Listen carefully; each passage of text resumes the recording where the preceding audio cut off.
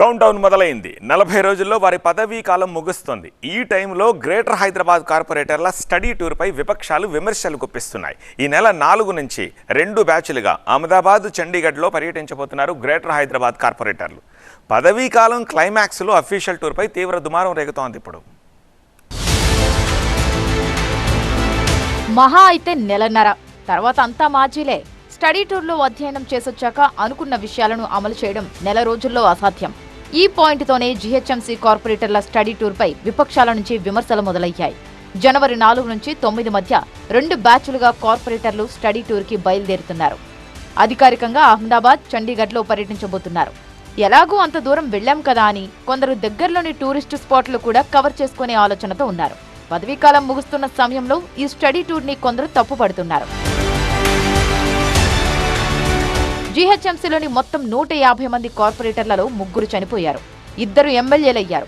ఇక ప్రస్తుతం ఉన్న 145 మందిని అహ్మదాబాద్, చండీగఢ్ స్టడీ టూర్కి పంపే ఏర్పాట్లలో తలమునకలయ్యారు అధికారులు. ఆధునిక పట్టణ పాలన, మౌలిక వసతులు, స్మార్ట్ సిటీ ప్రాజెక్టులు, ఘన వ్యర్థాల నిర్వహణ వంటి అంశాలపై అధ్యయనం చేయడమే ఈ స్టడీ టూర్ ఉద్దేశమని కార్పొరేటర్లు చెబుతున్నా నెల రోజుల్లో పదవులకు దూరమయ్యే కార్పొరేటర్లు ఇప్పుడు ఎంత స్టడీ చేసినా లాభమేంటి అన్న ప్రశ్న వస్తోంది. మంత్రి మీరే ఉన్నారు, ముఖ్యమంత్రి గారు స్టడీ టూర్ వచ్చే నెల 11వ తారీఖు నాటికల్లా ముగిపున్న కార్పొరేటర్లది 20 రోజులు ఉన్నటువంటి దాన్ని స్టడీ టూర్ పెట్టి ప్రజలకు ఉన్న కష్టాలను పక్కకు పెట్టి ఉన్నట్టు హైదరాబాద్ కార్పొరేటర్లను బయటికి తీసుకెళ్లిపోయినాం. దోమలకు బాధపడుతున్నారు, అన్నిటికీ బాధపడుతూ ఉన్నారు. గతంలో జీహెచ్ఎంసీ కార్పొరేటర్లు కొందరు అస్సాం, ఇండోర్ కు స్టడీ టూర్ కోసం వెళ్లొచ్చారు. Mayor Vijayalakshmi, deputy mayor Srilatha Reddy నేతృత్వంలో 2 బృందాలుగా అప్పట్లో ఈ అధ్యయన యాత్రలు జరిగాయి. ఈసారి టూర్కు ₹1,40,00,000 దాకా ఖర్చవుతుందని అంచనా. కార్పొరేటర్ల ప్రయాణం, వసతి, భోజనం, లోకల్ ట్రాన్స్పోర్ట్ వంటి అన్ని ఖర్చులన్నీ బల్దియానే భరిస్తుంది. అయితే పదవీకాలం చివరి దశలో ఇంత ఖర్చు పెట్టి ఈ టూర్ అవసరమా అన్న అభ్యంతరాలున్న స్టాండింగ్ కమిటీ మీటింగ్లో ఆమోదముద్ర వేశారు.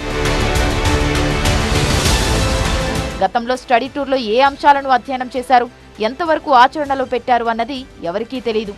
అప్పట్లోనే అది స్టడీ టూర్లా కాదు, విహారయాత్రలా సాగిందన్న విమర్శలొచ్చాయి.